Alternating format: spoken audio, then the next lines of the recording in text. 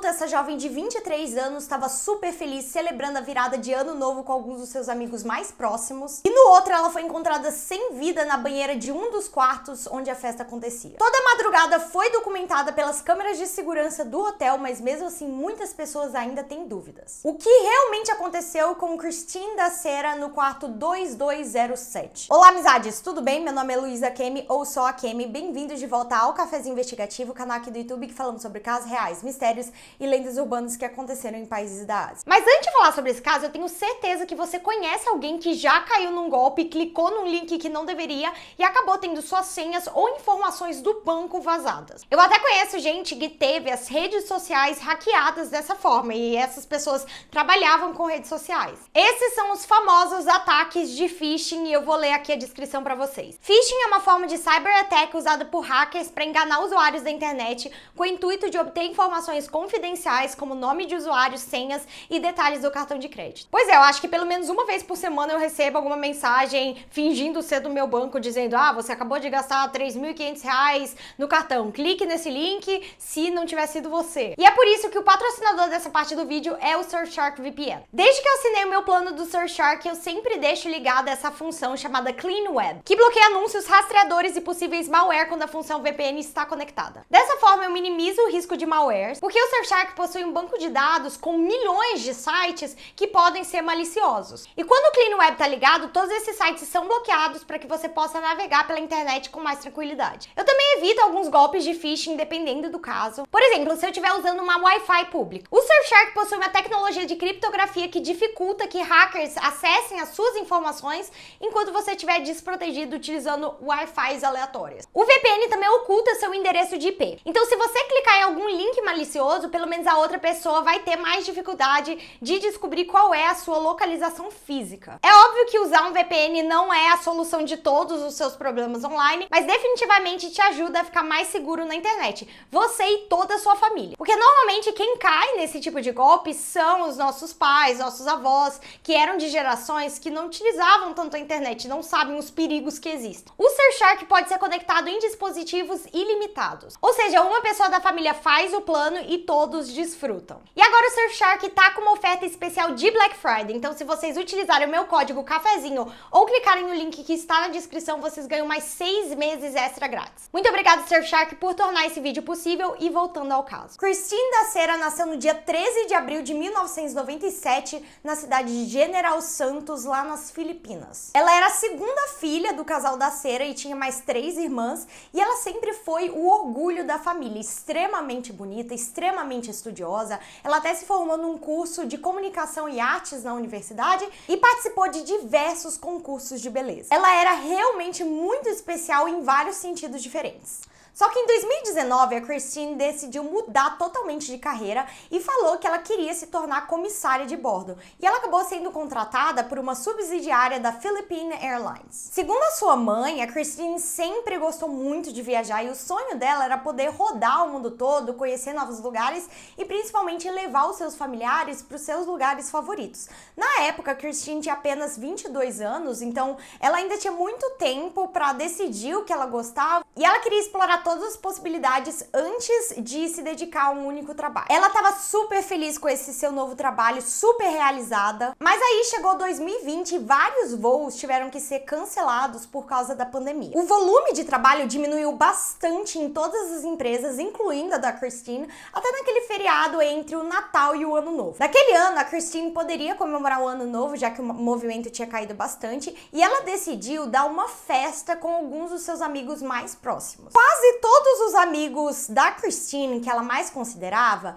eram todos homens, especificamente homens gays. E eu tô citando isso porque vai ser informação importante mais tarde nesse caso. Então ela e mais 11 homens, alguns deles amigos diretos da Christine, outros deles amigos de amigos, alugaram 2 quartos do hotel City Garden Grand Hotel para comemorar essa data festiva. Ela até chegou a ligar para sua mãe para contar sobre os planos, mas como ela já era uma mulher de 23 anos de idade, a mãe dela provavelmente, assim, não quis interferir e falou pra ela se divertir. Chegamos então ao dia da festa, dia 31 de dezembro de 2020. A partir daqui, praticamente todas as informações que temos sobre o que aconteceu durante essa festa foram registradas em câmeras de segurança que estão espalhadas em todo o hotel. Então, a timeline dos eventos foi mais ou menos a seguinte. A Christine chegou no hotel apenas de noite, mas alguns dos seus amigos tinham passado o dia lá. Ela pôde ser vista nas câmeras de segurança chegando super feliz pra festa, vestida a caráter, com um vestido muito bonito, super feliz. Poucas horas depois da meia-noite, a Christine ligou pra sua família pra desejar feliz ano novo e ela tava super feliz. Seus familiares viram que ela tava um pouquinho bêbada, mas tudo normal. Ela até mostrou alguns dos amigos dela que estavam no quarto com ela. Então parecia que tava tudo bem, pelo menos até aquele momento. Mais ou menos às 2h52 da manhã, a Christine foi vista correndo pelos corredores do hotel junto com um homem de boné que mais tarde foi identificado como Chen, e antes de entrar num dos quartos, ela aparece beijando esse homem. Só que ninguém até esse momento sabia que a Christine tinha um namorado. Ou será que não era um namorado, era tipo um amigo que ela beijava às vezes? Será que era um caso que ela tinha que ninguém sabia? Entre 3 horas da manhã e meio-dia e meia, várias pessoas desse grupo de amigos foram vistos correndo pelos corredores, se divertindo, entrando em um quarto, saindo do outro. E a última imagem que nós temos da Christine com vida é essa imagem dela sendo carregada por um homem no colo. Ela tá completamente consciente, mas a gente não sabe por que ela tá sendo carregada, e entrando dentro do quarto 2207. E essas foram as últimas imagens dela com vida. Depois disso, vários desses homens foram vistos saindo dos quartos com malas, preparados para fazer check-out, mas nada da Christine. Então, por volta das 10 horas da manhã, um dos amigos da Christine, chamado Galido, disse que ele encontrou a Christine meio que dormindo, entre aspas, dentro da banheira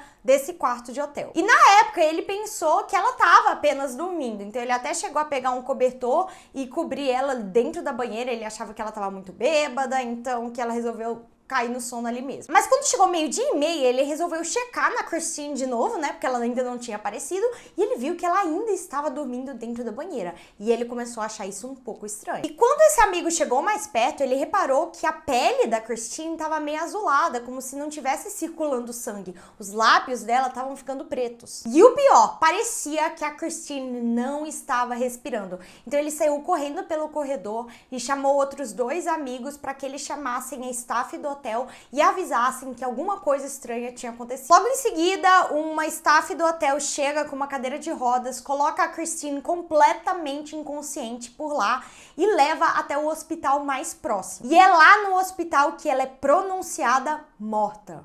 O que exatamente aconteceu naquela madrugada de Ano Novo? Uma autópsia foi realizada no corpo da Christine, revelando alguns arranhões e hematomas nas suas coxas, nos seus joelhos e em alguns pontos específicos do seu corpo. Só que o mais preocupante mesmo é que alguns machucados foram encontrados na área genital da Christine. Diante dessas evidências, a polícia logo suspeitou se tratar de um caso de estupro seguido de morte. A polícia descobriu que apenas 3 dos 11 homens que estavam comemorando ali a festa de Ano Novo com a Christine eram amigos dela. Então todos os outros 8 ou eram amigos de amigos ou eram completos desconhecidos, e a maioria deles já tinha saído lá do hotel antes da Christine ter sido encontrada, e eles nunca se apresentaram à polícia. Apenas 3 dos homens foram até a polícia para dar os seus depoimentos, e eram os 3 homens que ainda estavam no hotel e ajudaram meio que a socorrer a Christine no momento em que ela foi encontrada, né? Um desses homens foi o Galido, que foi o homem que realmente viu ela na banheira. Segundo ele, a timeline dos eventos foi a seguinte: por volta das 7 horas da manhã, a Christine estava se queixando de enjoo,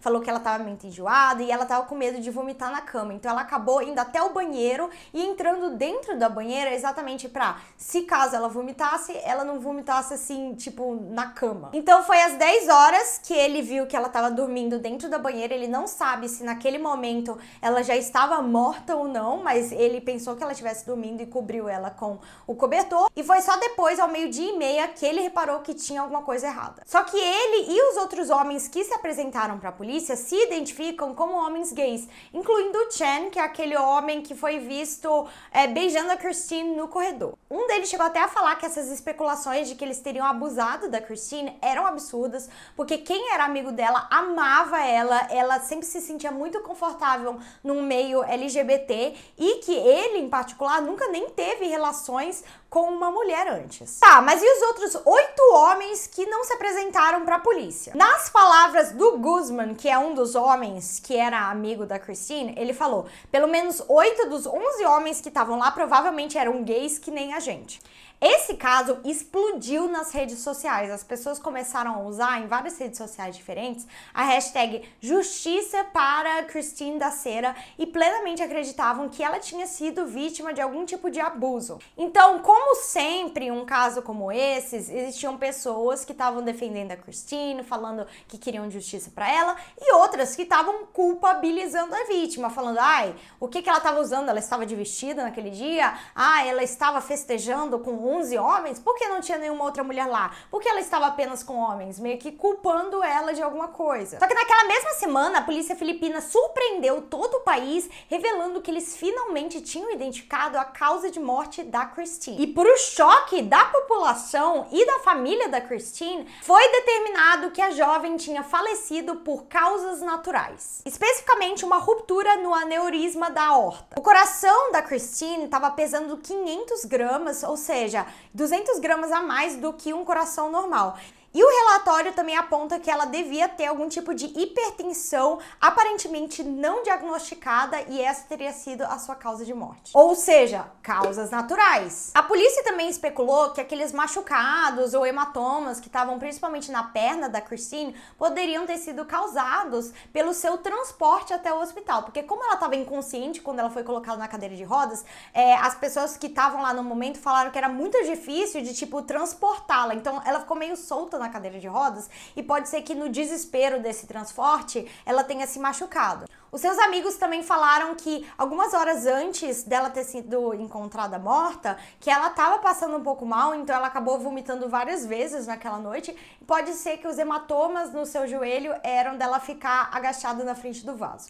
E as reações da população a essa notícia foram extremamente divididas. Algumas pessoas acreditavam nessa teoria de causas naturais, outras pessoas não conseguiam acreditar que não tivesse nenhum tipo de crime envolvido. Uma dessas pessoas foi a mãe da Christine, que não acreditava que uma jovem de 23 anos de idade, que trabalhava para uma companhia aérea que normalmente tem vários testes de saúde, assim, para a pessoa realmente poder entrar na empresa, ela teria um problema de saúde, assim, no coração, sem nenhum indício prévio. A família da Christine acreditava piamente que ela tinha sido drogada, abusada e morta por algum dos homens que estavam festejando com ela, se não vários deles. Sem contar que a família estava apontando a negligência da polícia filipina ao conduzir esse caso, porque parece que o corpo da Christine foi embalsamado muito cedo e sem o consentimento da família, ou seja, pode ser que alguns dos testes que foram feitos ali na autópsia da Christine tenham sido adulterados por causa disso. Só que os investigadores rebateram essas alegações dizendo que não havia nenhuma prova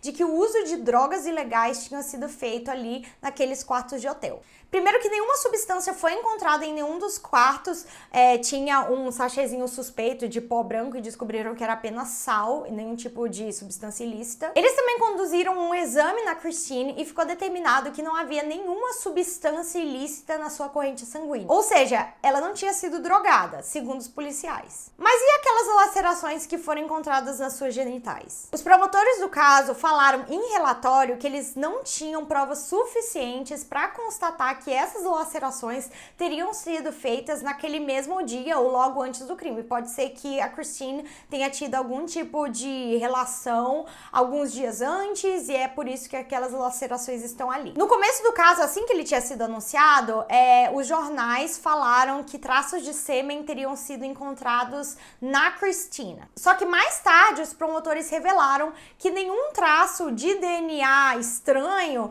teria sido encontrado nas roupas da Christine, somente em alguns lençóis dos quartos onde todo mundo ali estava festejando, mas nada indica que a Christine teria se deitado num desses lençóis. Assim, pode ser que alguns daqueles 11 homens que também se identificam como gay, né, teriam tido relações entre eles, nada a ver com a Christine. Como haviam falta de provas para indicar que qualquer crime tinha sido cometido, no dia 23 de abril de 2001, todos aqueles 11 homens que estavam na festa junto com a Christine foram liberados pela polícia. Até aqueles que não se apresentaram tinham sido identificados pela polícia, mas todos eles foram liberados. A única entidade que foi condenada a alguma coisa foi o hotel por ter quebrado as regras de segurança durante a pandemia, né, as regras de distanciamento social, porque permitiram que mais de 2 pessoas ficassem hospedadas nos quartos de hotel, né? Eram 11 pessoas para 2 quartos, definitivamente era contra as regras. Só que até hoje, apesar de não ter sido constatado qualquer crime, ainda é um caso extremamente controverso lá nas Filipinas. Existem algumas pessoas que ficaram do lado dos homens dizendo que eles foram acusados injustamente de um crime que eles não haviam cometido. Inclusive, um desses homens foi até rejeitado pela família, tipo, expulso de casa,